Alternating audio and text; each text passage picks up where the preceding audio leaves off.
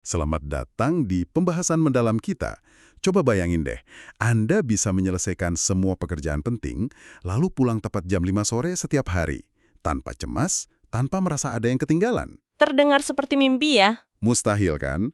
Nah, materi yang kita bedah kali ini menyajikan peta jalan untuk sampai ke sana.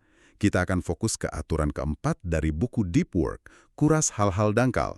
Ini bukan soal manajemen waktu biasa, tapi soal mengubah cara kita menilai waktu itu sendiri. Tepat sekali. Wawasan utamanya di sini sebenarnya bukan soal manajemen waktu, tapi soal valuasi waktu. Semua strategi yang akan kita bahas nanti itu intinya memaksa kita dan orang di sekitar kita untuk mengakui bahwa nggak semua jam kerja itu diciptakan setara. Maksudnya? Sebagian jam kerja Anda mungkin nilainya jutaan rupiah. Sementara yang lain, ya mungkin cuma beberapa sen. Dan materi ini memulainya dari tempat yang sangat nggak terduga. Sebuah perusahaan yang memutuskan untuk bekerja lebih sedikit untuk jadi lebih produktif. Ya, ini dia. Studi kasus 37 Signals yang sekarang kita kenal sebagai Basecamp ini benar-benar membuka mata. Mereka melakukan sesuatu yang bagi banyak perusahaan sih kedengarannya gila ya. Gila banget. Mereka memotong jam kerja dari 5 hari jadi cuma 4 hari seminggu selama musim panas. Saya langsung mikir, oke, berarti mereka memadatkan kerjaan 40 jam ke dalam 4 hari yang super padat kan? Tapi ternyata bukan itu. Sama sekali bukan. Itu juga asumsi seorang jurnalis Forbes yang mengkritik mereka. Jason Fried, salah satu pendirinya, mengklarifikasi dengan tegas. Bukan, intinya adalah bekerja lebih sedikit.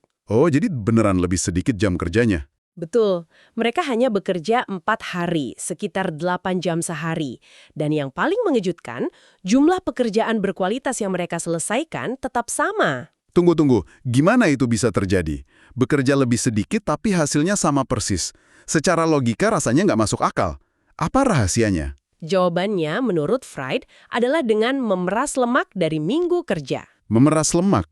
Iya, batasan waktu yang lebih ketat itu ternyata jadi filter yang sangat kuat. Tiba-tiba, semua orang di perusahaan itu jadi sangat-sangat menghargai waktu mereka. Rapat-rapat yang nggak jelas tujuannya, hilang. Interupsi yang nggak penting, dihindari. Kebiasaan browsing internet tanpa tujuan pas lagi bosan, nggak ada waktu lagi buat itu.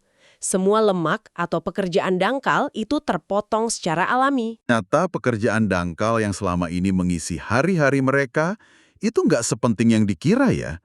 Kehadirannya nggak nambah produktivitas dan ketiadaannya pun nggak mengurangi hasil. Ini penemuan yang cukup radikal. Sangat radikal. Dan mereka nggak berhenti di situ loh. Eksperimen berikutnya lebih ekstrim lagi. Oh ya? Mereka memberikan seluruh bulan Juni kepada para karyawan untuk mengerjakan proyek pribadi mereka. Tanpa ada kewajiban pekerjaan rutin sama sekali. 0 rapat, 0 memo, 0 tugas administratif. Murni kerja mendalam. Wow. Terus hasilnya? Hasilnya, 2 proyek besar yang sangat inovatif dan menambah nilai signifikan bagi perusahaan berhasil diciptakan. Proyek-proyek ini, menurut materi kita, kemungkinan besar nggak akan pernah muncul dalam rutinitas kerja normal yang penuh kesibukan dangkal. Wah, jadi ini bukan cuma soal bertahan dengan jam kerja lebih sedikit, tapi justru berkembang pesat karena itu. Tapi saya jadi penasaran, eksperimen 37 Signals ini kan di perusahaan software. Apa ini realistis untuk industri lain? Nah, itu pertanyaan bagus. Misalnya di layanan pelanggan atau rumah sakit, di mana kehadiran konstan itu kayaknya sebuah keharusan gitu.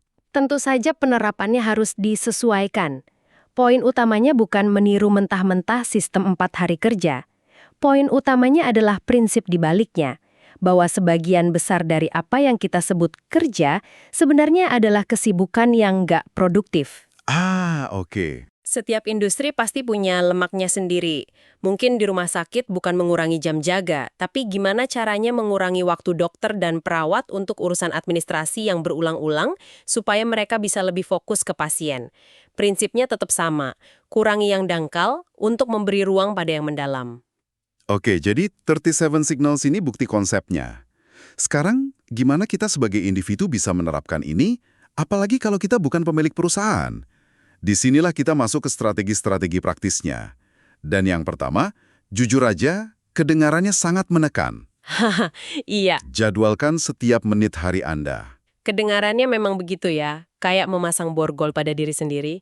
Tapi tujuan dibaliknya bukan untuk menciptakan kekakuan, melainkan untuk menciptakan kesadaran. Kesadaran. Betul, kita seringkali sangat buruk dalam memperkirakan kemana waktu kita pergi. Materi kita ini mengutip studi menarik. Orang Inggris usia 25-34 tahun ngira mereka nonton TV 15 jam seminggu. Kenyataannya, Berapa? mereka nonton 28 jam, hampir 2 kali lipat. Wah, itu perbedaan yang besar banget. Jadi dengan menjadwalkan setiap menit, kita dipaksa buat jujur sama diri sendiri. Tepat. Caranya adalah dengan membuat blok-blok waktu di kalender Anda untuk semua hal, bukan cuma rapat atau tugas besar, tapi juga buat bales email, istirahat makan siang, bahkan waktu untuk mikir. Oke. Nah, kuncinya di sini adalah fleksibilitas. Kalau ada hal tak terduga muncul, misalnya atasan tiba-tiba ngajak rapat, Anda nggak panik. Anda cukup tarik nafas, lihat sisa jadwal hari itu, lalu atur ulang blok-blok waktu berikutnya. Ini bukan penjara, ini peta jalan yang bisa Anda gambar ulang kapan aja. Ini soal niat, memutuskan di awal mau diapakan waktu Anda, bukan reaktif sepanjang hari. Saya mulai paham. Jadi ini bukan soal mengikuti jadwal secara kaku, tapi soal punya rencana awal.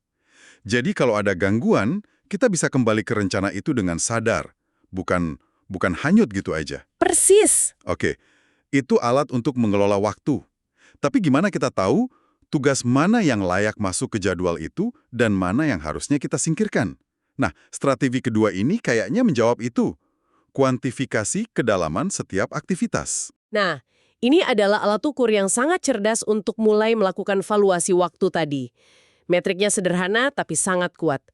Untuk setiap tugas, Anda tanya pada diri sendiri, berapa lama dalam hitungan bulan waktu yang dibutuhkan untuk melatih seorang lulusan baru yang cerdas untuk bisa menyelesaikan tugas ini? Jadi ini cara kita nempelin label harga ke setiap tugas kita. Tugas yang butuh waktu lama buat ngelatih orang lain ngerjainnya berarti nilainya tinggi, karena butuh keahlian unik kita. Persis.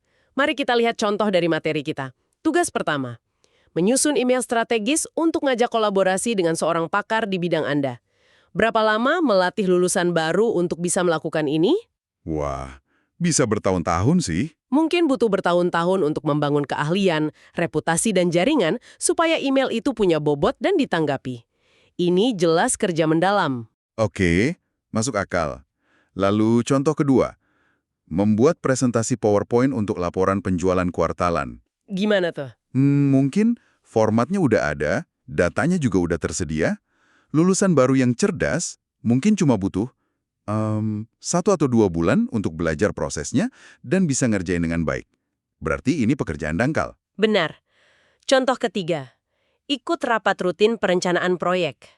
Lulusan baru mungkin butuh 3 bulan untuk paham dinamika proyek dan bisa gantiin Anda di rapat itu. Ini juga cenderung dangkal. Metrik ini maksa kita untuk objektif. Banyak tugas yang kita kerjakan, yang kita anggap penting ternyata bisa direplikasi dengan mudah. Oke. Ini bukan berarti tugas itu nggak perlu dikerjakan ya. Tapi mungkin bukan Anda yang harus mengerjakannya, atau setidaknya nggak menghabiskan porsi waktu terbesar Anda. Punya alat untuk ngukur mana pekerjaan yang dangkal. Tapi mengidentifikasinya itu satu hal. Dapat izin untuk nggak melakukannya, itu hal lain. Apalagi kalau atasan yang ngasih. Gimana cara navigasinya? Disinilah strategi ketiga masuk.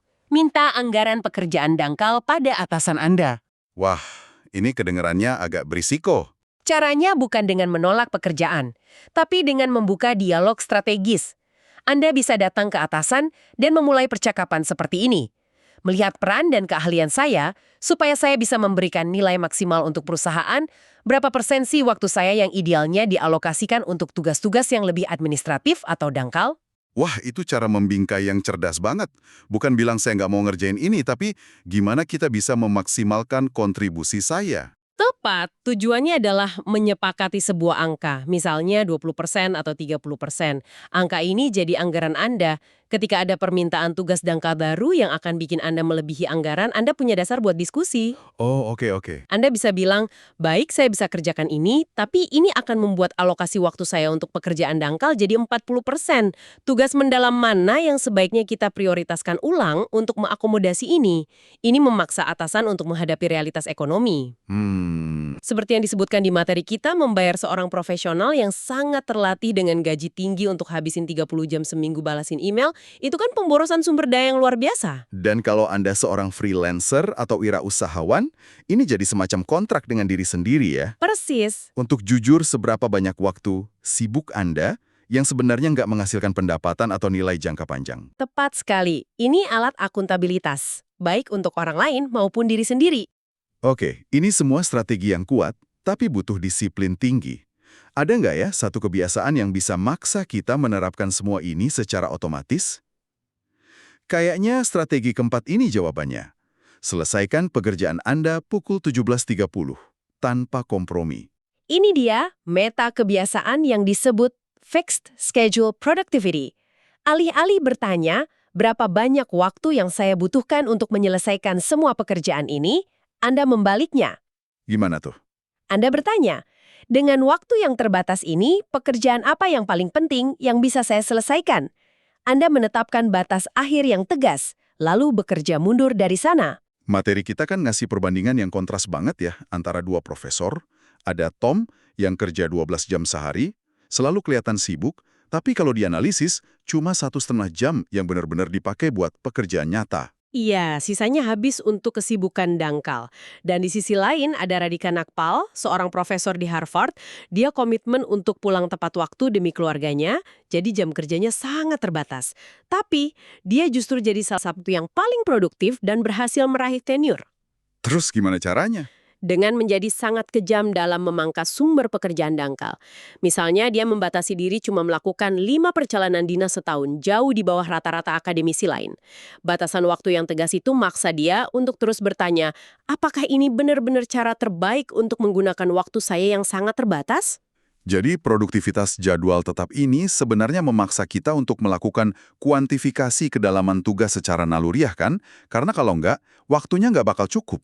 Anda menangkap intinya dengan sempurna. Ini seperti menciptakan kembali kondisi eksperimen 3-7 signals untuk diri kita sendiri.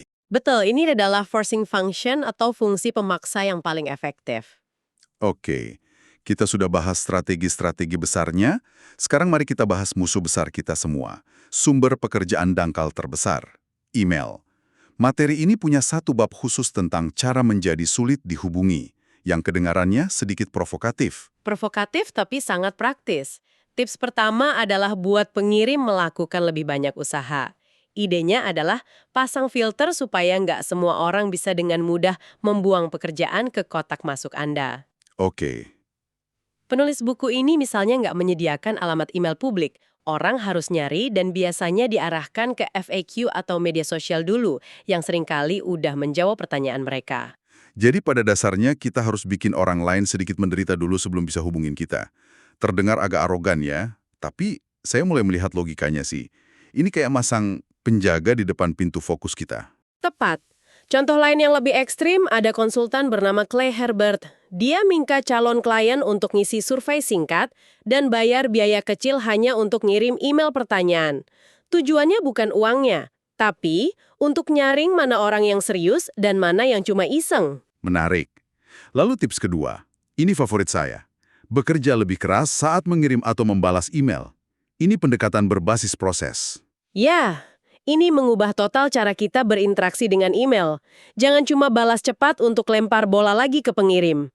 Pikirkan seluruh alur kerja sampai tuntas. Contohnya gimana? Contoh klasiknya, seseorang ngajak Anda ketemu buat minum kopi.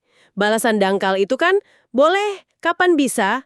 Ini hampir pasti bakal menciptakan rentetan 5-10 email bolak-balik cuma buat cari jadwal. Saya benci sekali pingpong email seperti itu. Melelahkan banget. Nah, pendekatan berbasis proses menyarankan Anda untuk kerja sedikit lebih keras di awal untuk hemat banyak energi nanti. Balas dengan, tentu, ide bagus. Saya luang hari Selasa jam 2 siang atau Kamis jam 10 pagi. Kita bisa ketemu di Cafe X di dekat kantor Anda. Kalau salah satu waktu itu cocok, tolong kabari, dan saya akan langsung masukkan ke kalender. Kalau enggak, ini link ke kalender saya buat lihat waktu kosong lainnya. Brilian. Satu email, semua informasi yang dibutuhkan tersedia, Anda menutup lingkaran percakapan dan meminimalkan beban kognitif untuk Anda dan lawan bicara Anda. Jadi alih-alih main pingpong, kita langsung selesaikan dalam satu pukulan smash. Oke, tips terakhir. Ini yang paling radikal, dan sejujurnya bikin saya sedikit cemas. Jangan dibalas. Ini memang yang paling sulit diterima secara sosial. Aturan mainnya, seperti yang dicontohkan para akademisi terkenal di materi kita, adalah sebagai berikut. Anda nggak perlu balas email. Kalau pesannya ambigu, nggak ada proposal yang jelas, nggak menarik bagi Anda, atau kalau nggak ada hal baik yang bakal terjadi kalau Anda balas, dan nggak ada hal buruk yang signifikan kalau Anda nggak balas. Jujur, ini bikin saya deg-degan. Rasanya nggak sopan ngabaikan orang. Gimana materi ini meyakinkan orang kayak saya bahwa ini langkah yang benar? Dengan sebuah filosofi yang kuat, biarkan hal-hal kecil yang buruk terjadi, agar Anda punya waktu untuk hal-hal besar yang mengubah hidup. Jelaskan. Proposal riset yang bisa mengubah karir Anda. Itu hal besar yang mengubah hidup. Ini soal trade-off. Anda nggak bisa menyenangkan semua orang dan melakukan pekerjaan hebat pada saat yang bersamaan. Anda harus memilih. Saya setuju.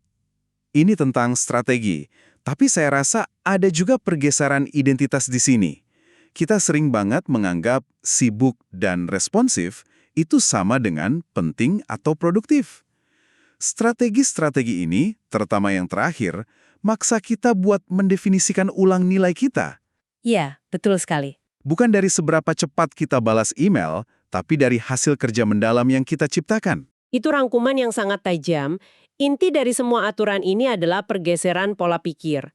Pekerjaan dangkal itu sangat menggoda karena ia terlihat. Balas email dengan cepat bikin Anda tampak sibuk.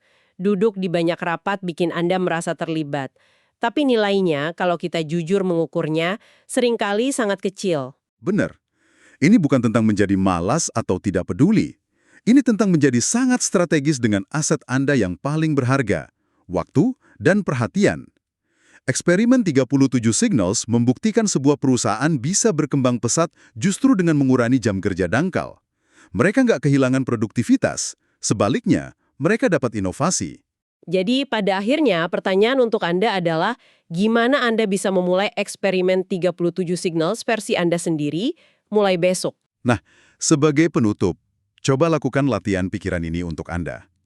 Lihat jadwal atau daftar tugas Anda untuk besok.